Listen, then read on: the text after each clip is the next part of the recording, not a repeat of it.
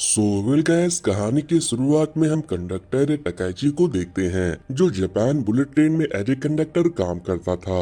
और आज वो इंडस्ट्रियल विजिट के लिए आए कुछ स्टूडेंट को जापान के बुलेट ट्रेन की टेक्नोलॉजी, एडवांटेज, अचीवमेंट और हिस्ट्री के बारे में बता रहे थे। फिर सभी बच्चों को हायाबुसा 60 नाम की ट्रेन में बैठाकर उन्हें घुमाने के लिए ले जाया जाता है। इस ट्रेन में कांगा नाम की एक पॉलिटिशियन भी ट्रेवल कर रही थी। तभी उस ट्रेन में सफर कर रहे एक फेमस इन्फ्लुएंसर और रैटर की टक्कर एक मास्क वाले आदमी से हो गई, जिससे उसका फोन नीचे गिर गया। पॉलिटिशियन के पति ने रैटर का फोन उठाकर दिया और उसे हेलो कहा। तभी एक बच्चे ने पॉलिटिशियन को देखकर अपनी मम्मी से कहा कि मॉम, हमारे पीछे वाली सीट पर तो सुगर मॉमी वाली पॉलिटिशियन बैठी है। ये सुनते ही पॉलिटिशियन अपना मुंह छुपाने लगती है। अब हमें हायाबुसा 60 के ड्राइवर को दिखाया जाता है, जो कि एक औरत थी। उन्होंने सारे सिग्नल को एकदम ध्यान से चेक किया और फिर ट्रेन को आगे बढ़ाया। ये ट्रेन टोक्यो जाने वाली थी और रास्ते में पड़ने वाले सभी इंटरमीडिएट स्टेशनों पर रुकने वाली थी। तभी जापान के इस रेलवे कंपनी के हेडक्वार्टर में एक कॉल आया,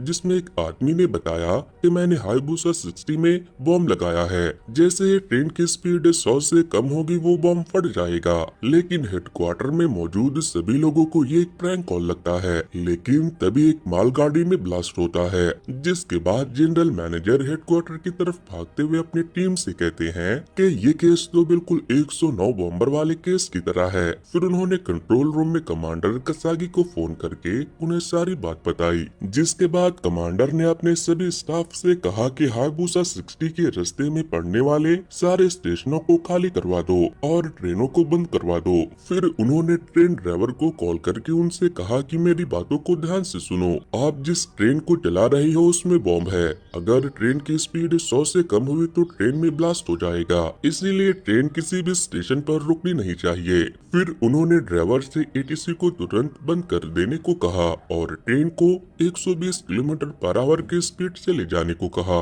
कमांडर ड्राइवर को भरोसा दिलाते हैं कि हम इस मुसीबत का हल निकाल लेंगे। इसके बाद ड्राइवर सबसे पहले ट्रेन की स्पीड को कम करती है और फिर एटीसी डिसेबल कर देती है।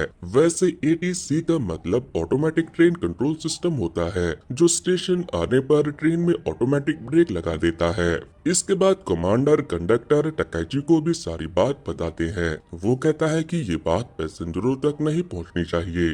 ट्रेन में सवार उन स्टूडेंट की टीचर बार बार अपने एक स्टूडेंट रुजुकी को देखे जा रही थी। तभी कंडक्टर ने मैक में अनाउंस करके सभी को बताया कि कुछ टेक्निकल इशू की वजह से ये ट्रेन आगे आने वाले स्टेशन पर नहीं रुकेगी। इधर कमांडर हायाबुसा 60 के रास्ते में पड़ने वाले सारे ट्रेनों को बंद करवाने और स्टेशनों से लोगों को हटाने की प्रक्रिया शुरू करवा दिया था। लेकिन जनरल मैनेजर और स्पेशल टीम को ये डर था कि कहीं स्टेशन करीब आने पर automatic train control system automatic enable ना हो जाए, क्योंकि अगर ऐसा हुआ तो वो ट्रेन को रोक देगी और फिर ट्रेन में ब्लास्ट हो जाएगा। मगर ऐसा होता नहीं। जैसे ही एक इंटरमीडिएट स्टेशन आता है, ट्रेन बिना स्लो हुए स्टेशन से आगे बढ़ जाता है। तभी हेडक्वार्टर में एक कॉल आता है। कॉल टेररिस्ट का था।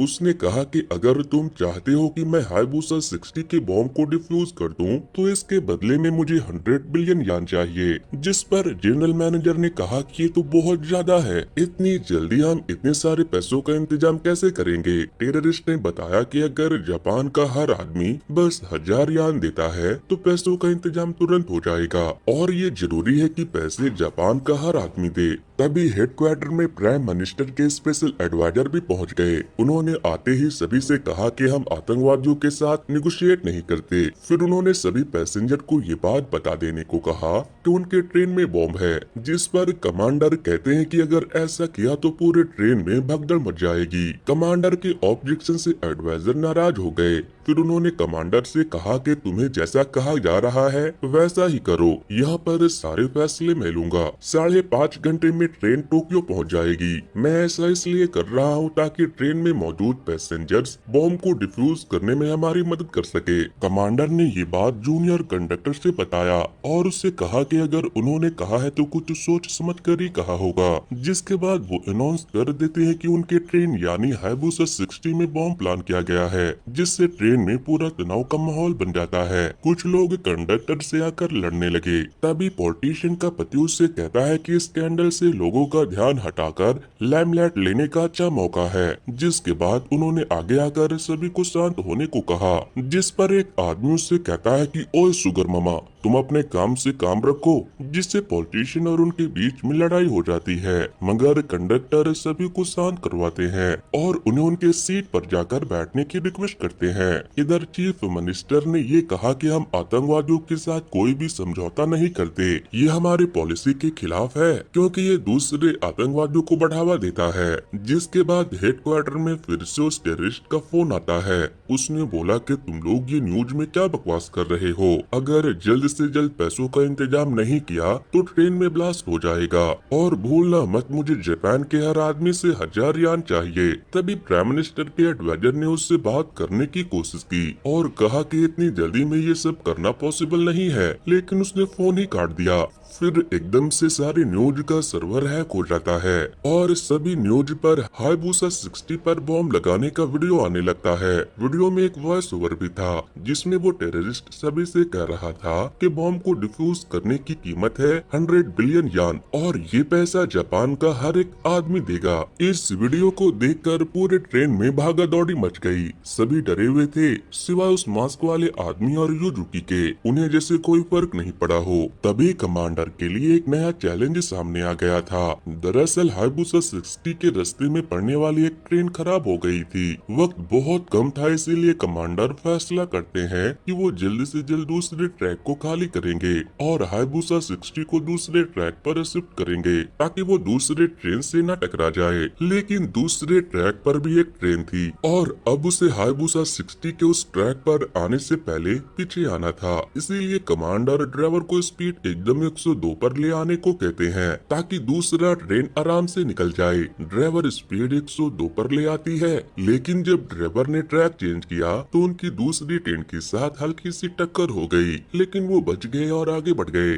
जिसके बाद कमांडर ने ड्राइवर से वापस स्पीड 120 पर कर देने को कहा। फिर वो रैटर कंडक्टर से उसकी मैप को लेकर अनाउंस करके सभी पैसेंजरों से कहता है कि सरकार हमारी मदद नहीं कर रही, इसीलिए अब हमें अपनी मदद खुद करनी होगी। इसके लिए मैंने एक वेबसाइट बनाया है जिसमें हम डोनेशन करवाएंगे और फिर उन पैसों को उस टेररिस्ट को दे देंगे, जिससे हमारी जान बच जाएगी। जिसके बाद सभी उसके अकाउंट में पैसे डालने लगते हैं। ट्रेन में मौजूद सभी लोग रील्स बनाकर राइटर के वेबसाइट पर पैसे डालने की रिक्वेस्ट करते हैं। अब हमें स्पेशल इन्वेस्टिगेशन टीम को दिखाया जाता है। उन्हें ये पता चला था कि ठीक एक ऐसा ही केस 1975 में भी हुआ था। तब में और अब में बस पैसों का ही डिफरेंस है। इधर राइटर कुछ न्यूज वालों को अपना इंटरव्यू दे रहा था। न्यूज एंकर ने उससे कहा कि तुम सरकार की नीतियों का उल्लंघन कर रहे हो और लोग कह रहे हैं कि तुमने कलेक्शन के पैसे भी चुराए। राइटर कहता है कि मैंने सारे पैसों का हिसाब वेबसाइट पर ओपन रखा है, अगर किसी को मुझ पर शक है तो वो जाकर चेक कर सकता है। साथ ही उसने डोनेशन कंटिन्यू रखने की भी अपील की।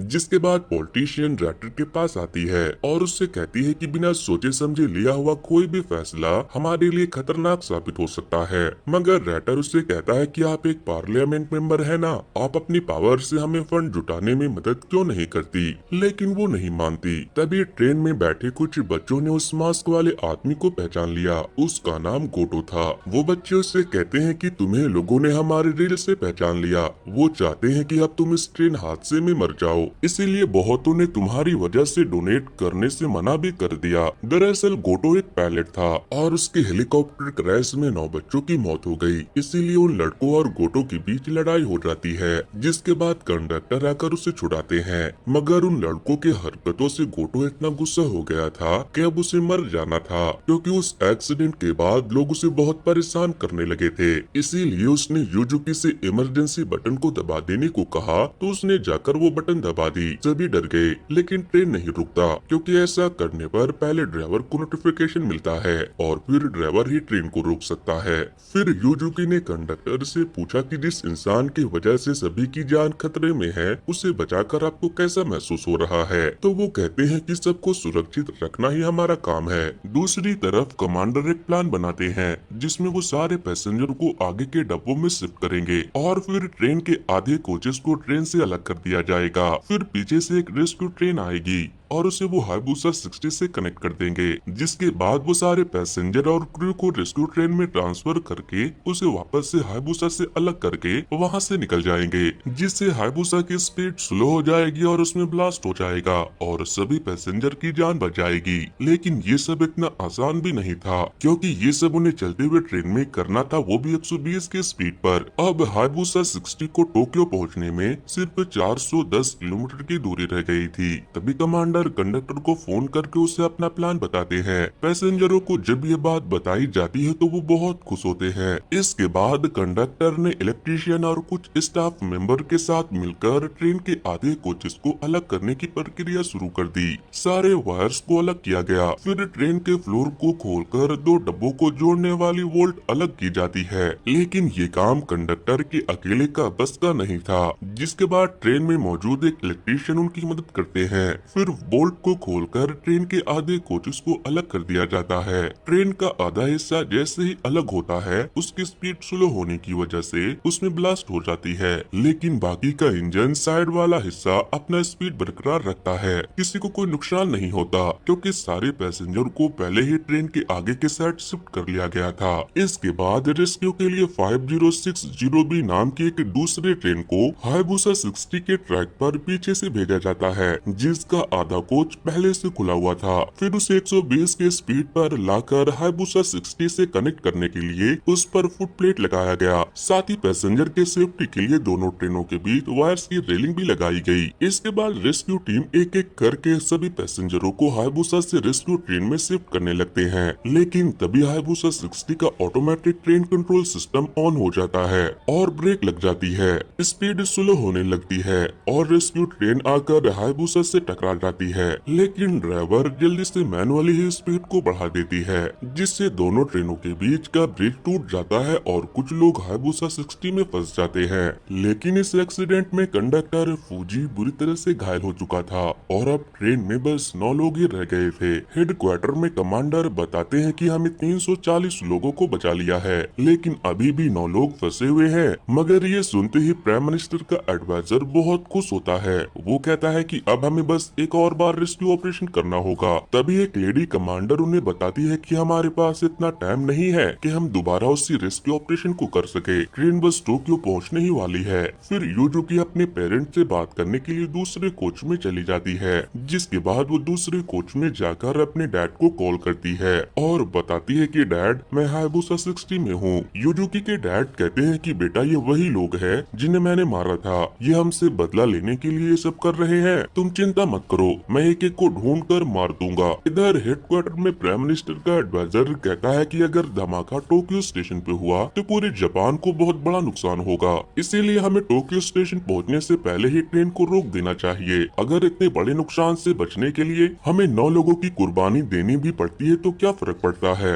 मगर कमांडर एडवाइजर की बात सुनते ही उसे मारने के लिए कूद पड़ते हैं, जिसके बाद कमांडर एक दूसरा प्लान बनाते हैं, जिसमें वो एक नया ट्रैक लगाकर हायाबुसा 60 को टोक्यो स्टेशन से बिना रुके आगे लेकर जाएंगे। इधर यूजुकी के डैड कहते हैं कि मैं उन कुत्तों को ढूंढ कर मार दूंगा, जैसा मैंने उन लोगों को पहले मारा था। जिस पर यूजुकी ने कहा कि आप उसे नहीं मार सकते, क्योंकि एक आतंकवादी को मारना आपके बस की बात नहीं, क्योंकि वो आतंकवादी मैं हूँ। मैंने ही इस ट्रेन में बॉम्ब लगाया। यूजुकी कहती है कि मैं आपके झूठे कहानियों से तंग आ चुकी थी। मैं जानती थी आपने उस बॉम्बर को नहीं मारा, बल्कि उसने खुद अपनी जान ले ली। डैड चिल्लाते हैं कि क्या बकवास कर रही हो, तो वो कहती है कि मैं आपसे तंग आ चुकी हूँ, इसीलिए मैंने सब खत्म करने का डिसाइड किया। फिर वो अपने डैड से कहते हैं कि जरा पीछे मुड़कर तो देखिए। डैड जैसे ही पीछे मुड़ते हैं, यूजुकी अपने डैड के साथ साथ पूरे घर को ब्लास्ट कर देती है। इसके बाद वो ट्रेन में बचे बाकी सभी लोगों के सामने जाकर उनके सामने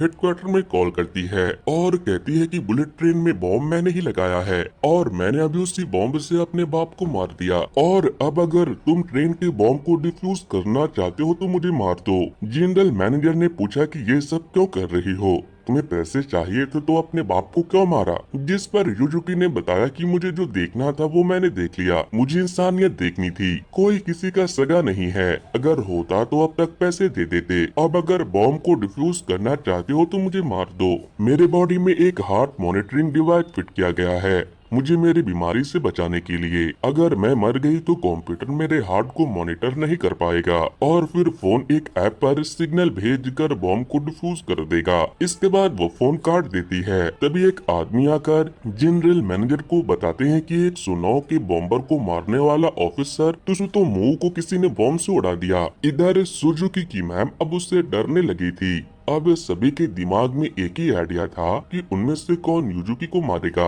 रैटर पैलेट से कहता है कि तुमने 9 लोगों को मारा था, अब उसे मार कर 9 लोगों की जान बचा सकते हो, इससे तुम्हारा पाप धुल जाएगा। मगर वो नहीं मानता तो रैटर पॉलिटिशियन से कहता है कि वैसे ऐसे मामलों में नेता लोग अपने हाथ गंदा करने से नहीं कतराते, जिस पर उन लोगों के बीच लड़ाई हो जाती है। मगर फिर कंडक्टर उन्हें फिर से छुड़ाता है। इधर एक आदमी जनरल मैनेजर को बताता है कि केस 109 के आतंकवादियों को त्सुतोमू ने नहीं मारा था, बल्कि आतंकवादियों ने पुलिस के हाथ लगने से पहले खुद को उड़ा दिया। लेकिन उस वक्त अधिकारियों ने अपनी नाकामी छुपाने के लिए और अपना नाम कमाने के लिए सभी से कहा कि त्सुतोमू ने उस आतंकवादी को मारा है। तभी जनरल मैनेजर को लगा कि इतने सारे बॉम्ब बनाना और उन्हें मॉनिटर करना एक अकेले स्कूली लड़की के बस की बात नहीं। इधर टोक्यो स्टेशन से थोड़ी दूरी पर ट्रैक एक्सट्रैक्शन का काम तेजी से शुरू कर दिया गया था, ताकि ट्रेन टोक्यो स्टेशन पर बिना रुके आगे निकल सके। दूसरी तरफ एक ऑफिसर को युजुकी का इंस्टाग्राम आईडी हैक करने के बाद उन्हें एक आदमी के बारे में पता चला, जिससे युजुकी बॉम्ब बनाने के बारे में बातें किया करती थी। उन्होंने जल्द उस आदमी के बारे में पता भी लगा लिया, जो एक मैनिंग फील्ड में ब्लास्टर का काम करता था।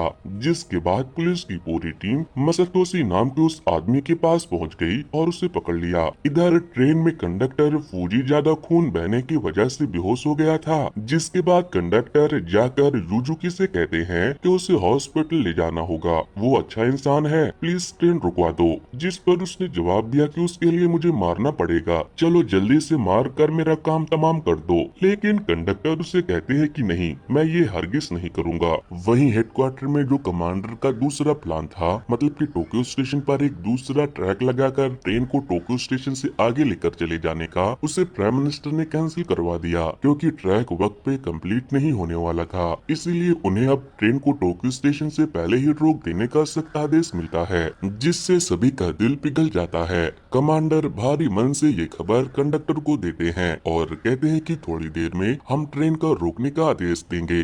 जिसके बाद कंडक्टर जाकर सीधे युजुकी का गला दबा देता है, लेकिन फिर वो उसे गले लगाकर रोने लगता है और उसे कहता है कि मैं ऐसा नहीं कर सकता। युजुकी भी बहुत रोती है, जैसे वो भरी पड़ी थी। इधर मसतोशी यानी कि वो इंसान जिसने युजुकी को बम बनाना सिखाया था, उसने वीडियो कॉल पर जनरल मैनेजर को बताया कि इसमें बेचारी बच्ची की कोई गलती नहीं। उसके माँ के मरने के बाद उसका बाप उसे बहुत मारता था, उसके साथ जानवरों की तरह सलूक करता था, वो उसे मनहूस भी कहता था और अपनी झूठी बहादुरी की कहानियाँ सुनाया करता था। एक बिना माँ की बच्ची के लिए इससे बुरा और क्या हो सकता है। फिर जनरल मैनेजर ने पूछा कि 109 का बॉम्बर जिसे त्सुतोमू मारने का दावा करता था, वो तुम्हारा बाप था ना? वो बताता है कि हाँ, मैंने बच्ची को बॉम्ब इसलिए दिया क्योंकि मैं बस उसके बाप से बदला लेना चाहता था, क्योंकि उसने मेरे बाप को मारने का और बुलेट ट्रेन को बचाने का झूठा दावा किया था। उसने मेरे बाप के सुसाइड का मजाक बनाकर खूब तारीफें और मेडल जीती।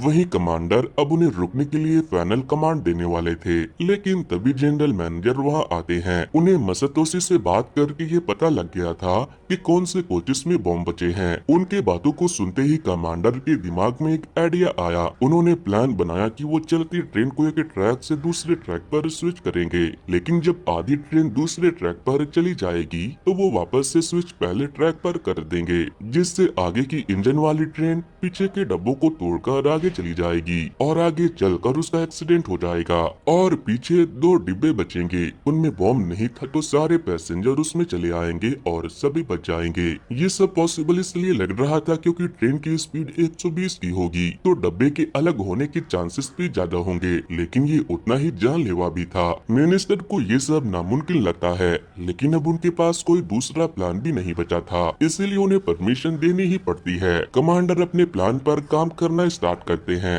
और कंडक्टर को सारा प्लान बताने के बाद उन्हें पीछे के डब्बे में ज्यादा से ज्यादा गद्दे और सॉफ्ट चीजें इकट्ठा करने को कहते हैं। जिसके बाद सभी पैसेंजर पूरे ट्रेन से गद्दे और हेडरेस्ट को निकालकर उन्हें पीछे के डब्बों में भरने लगे।